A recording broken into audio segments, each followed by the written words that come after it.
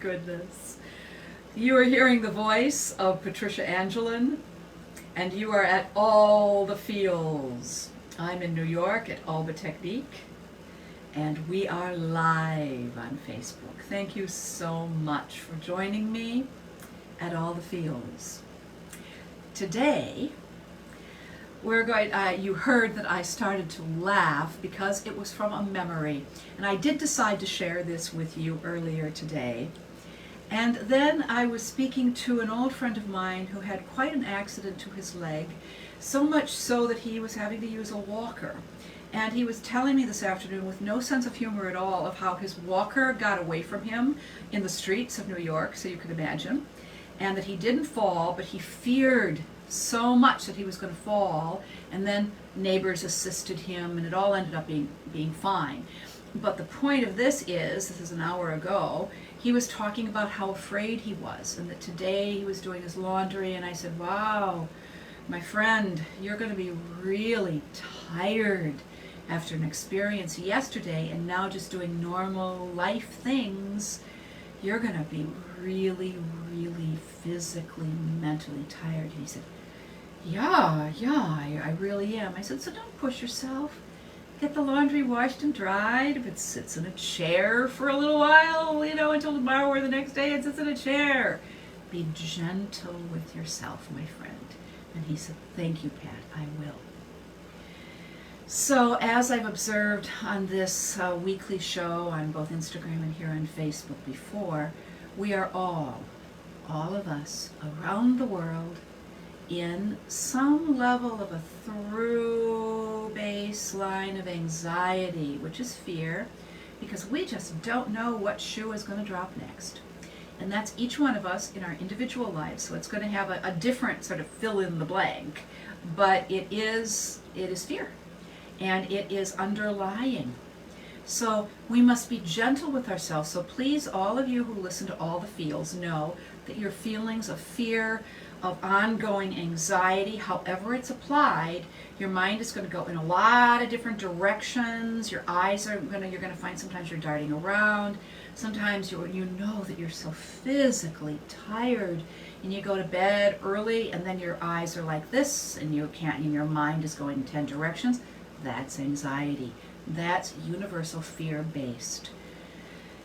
And taking a deep breath myself, even talking about it, I have to say that we must acknowledge here to each other that there is very, very good reason for that. We have had since March of, what was it? It all seems so long ago and yet so immediate. 2019, I think it was? No, 2020. Thank you, Pat. See, even my mind is 22. Now we're in 2022. We expected it to be all over, but it's not. And the anxiety and the angers that being clamped in and limited and cut down are having their what word do I want to use? Their expression is a relatively benign word. Expressions of rage across all of our mentally ill people, all of our well-meaning ideologues, because ideology feeds into the emotions and into this, and then people get angry, and then they act out of the anger, and that is never good. I don't care whether people feel self-righteous about it, it's not good. You're not doing good when you're acting out of anger, especially out of rage. So at any rate, the fatigue that comes out of anxiety. What I wanted to tell you is a thing that reminded me of Hamlet saying to his dear friend, there are more things in heaven and on earth than are dreamed of in your philosophy, Horatio. And this was born through in an experience I physically had for All the Feels. Golly, it's 8 weeks ago now. I had a freak accident, which I think I told you about before, in which I fell onto my left leg and broke the fibula, and later x-rays showed also the tip of the fibula, of the tibia, which is, rupture, what fun. Broken leg, on the opposite side, badly sprained wrist. So the mobility was a huge problem because of how to use a crutch when you've got an injury on one side and the crutch needs to take weight off the left side. So it was a medical problem, and it was a mobility issue, which of course gave me all kinds of feelings. But when I first got the x-ray, I went to a city EMD and I got an x-ray, and it was very difficult to get down there. And I'd already been in pain for, golly, about 18 hours by that time with it before it was diagnosed. And then I got home successfully with the assistance of a neighbor, and then Everest was before me, as it were.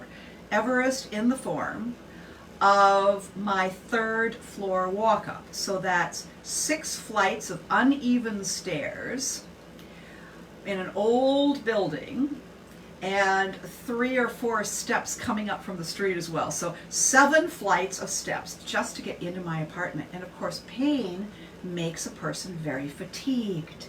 Any kind of pain, whether you have had a headache, you know, you've been very stressed because you've been teaching school, you know, whatever it is, it's fatiguing, as anyone with experience knows. So by the time we got there, and I was all wrapped up and I had a splint and all of that, I looked at those stairs and I thought, oh boy, now I gotta go up Everest. Right. Got it. Let's start. And so I was so tired and so physically weak from the pain that I couldn't pull myself up in a normal way of an adult climbing stairs. And I thought, okay, well, there's always more than one way to do things. So what I thought I would do is I would sit on my buttocks and I would, you know, inch up stairs like a 3-year-old would do. I thought, no problem. Wasn't strong enough to do that. And I'm like, okay, these staircases too narrow even for a person to come up it, you know, alongside me. So there'd be no way I could get to my apartment by the stalwart young gentleman who was with me to carry me, which he would have been wanting to do. And I said, no, we have to figure this out another way because there's not enough room for you to do this on the left. So I'll keep trying ways until I figure it out. So I did figure it out. And the way I ended up is I had to crawl on my knees without hurting the fibula or the tibia. And then I tried to go on my hands and knees, but because of the sprained wrist, I wasn't able to put the weight on my hands. And I'm like, okay, right, let's get creative here. Give me a second, Jacob. Right, okay, I know, I'll go on my forearms. So the weight went on the forearms. This was successful, you'll be pleased to know, which you figured because we're sitting here talking.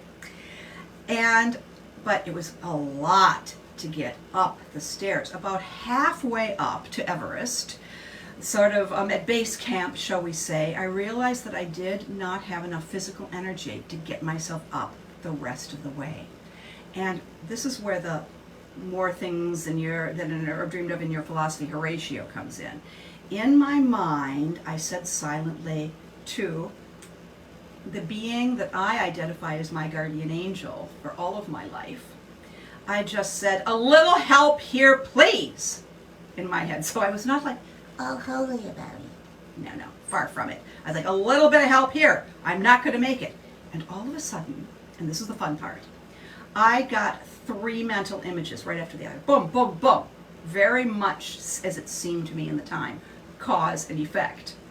And the image was, since I'm an old actor, what this would look like if it were being filmed and it was a 3-camera shoot. And the first one was the one from what I looked like from behind, on my knees with my broad derriere and, you know, going up on my arms with the sweet and dear young man who was behind me and what it looked like from his POV, point of view.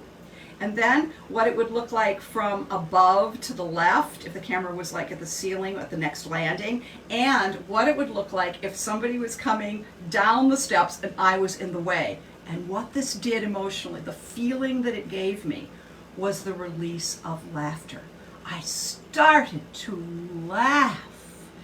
And of course now the poor guy behind me is thinking, uh-oh, I've got an hysterical old lady on my hands. And so I managed to, you know, inch around to look at him, and I said, all right, now, Jake, don't worry. I just realized what I look like from behind. It's hilarious. You do get to laugh. Please, laugh with me.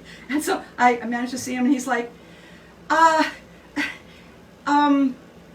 yeah. I said, it's funny. You get to laugh. It is funny. Think of it from what I'm telling you. And then he released it. He started to laugh. And I said, as a matter of fact, I think you've got to go over to the florist shop and get Jesus and get Belle, because we've just got to share this. This is absolutely hilarious. This scene, this bit of a play, this bit of a film. But the point is, he wouldn't leave me to do that, unfortunately, because I think it should have been shared. But he was probably right not to leave me. And so I laughed, and it was a big belly laugh, like my late mother used to laugh in awkward situations. Evidently, it gave me just enough oomph to get up the steps and into the apartment. Isn't that wonderful? So in all the feels, we can know that if you want to laugh about something, whatever it is, it's going to give you good energy, no matter what the challenge is. And then, if people around you think it's strange, you simply explain to them what you were laughing at about. If they don't get it, they don't get it. You still get to laugh. So, thank you so much for joining me for all the feels. And we need to be present to all the feels.